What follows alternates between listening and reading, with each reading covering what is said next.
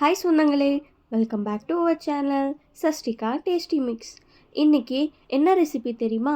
Easy and குவிக்காக செய்யக்கூடிய பருப்பு ரசம் தான். பேச்சுலர்ஸ் அண்ட் பிகினர்ஸ்க்கு ரொம்ப ஈஸியான ரெசிபி இது. வாங்க எப்படி செய்கிறதுன்னு பார்க்கலாம். அதுக்கு முன்னாடி நம்ம சேனலை இன்னும் நீங்கள் சப்ஸ்கிரைப் பண்ணாமல் இருந்தீங்கன்னா சப்ஸ்கிரைப் பண்ணிக்கோங்க. பக்கத்தில் இருக்கிற பெல் ஐக்கானும் கிளிக் பண்ணிக்கோங்க.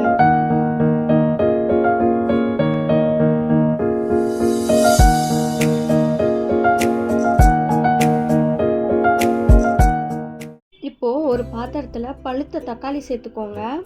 அடுத்தது கல்லுப்பு சேர்த்துக்கலாம், மஞ்சாத்தூள். இப்போ எல்லாமே நம்ம ஸ்குவீஸ் பண்ணி எடுத்துக்கலாம். பழுத்த தக்காளியாக இருந்தால் ரொம்ப ஈஸியாக இருக்கும் ஸ்குவீஸ் பண்ண.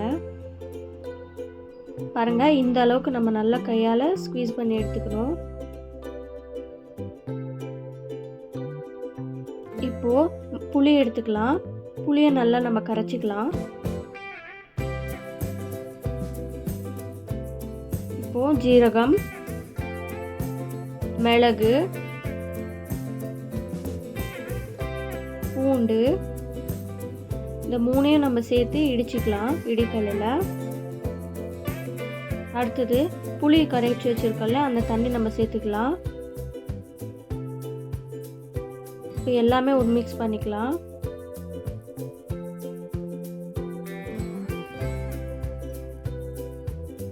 இப்போது பருப்பு நம்ம வேக வச்சு எடுத்துருக்கோம், அது நம்ம சேர்த்துக்கலாம்.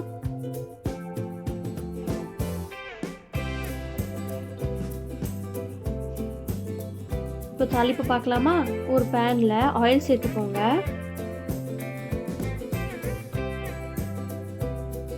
அடுத்தது கடுகு, அது நல்லா பொரிஞ்ச உடனே ஜீரகம், அடுத்தது காஞ்ச மிளகாய், கொஞ்சமாக பெருங்காயம் சேர்த்துக்கோங்க, கருவேப்பிலை,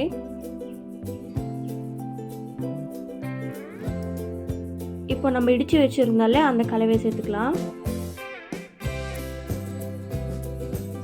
நல்லா மிக்ஸ் பண்ணிக்கலாம். அடுத்தது நம்ம கையார நம்ம ஸ்குவீஸ் பண்ணி வச்சுருந்த புளி, தக்காளி, பருப்பு அது எல்லாமே சேர்த்துக்கலாம். இப்போ வாட்டர் சேர்த்து நல்லா கொதிக்க விட்டுக்கலாம். நிறைய கொதிக்க விடக்கூடாது, லைட்டாக பாயில் ஆனால் போதும். நல்லா மிக்ஸ் பண்ணி நம்ம பாயில் பண்ண விடலாம். பாருங்கள், இந்த அளவுக்கு நல்லா பாயில் ஆகிருக்கணும். இப்போ அடுத்ததாக கொத்தமல்லி தூவிக்கலாம். இப்போ நல்லா கொத்தமல்லி சேர்த்து மிக்ஸ் பண்ணிவிட்டு ஒரு பாயில் பண்ணிவிட்டு நம்ம ஆஃப் பண்ணிடலாம். பாருங்கள், இந்த அளவுக்கு பாயில் ஆகணும். அவ்வளோதாங்க, நம்ம ஈஸியான பருப்பு ரசம் தயார். வாங்க டேஸ்ட் பார்க்கலாம்.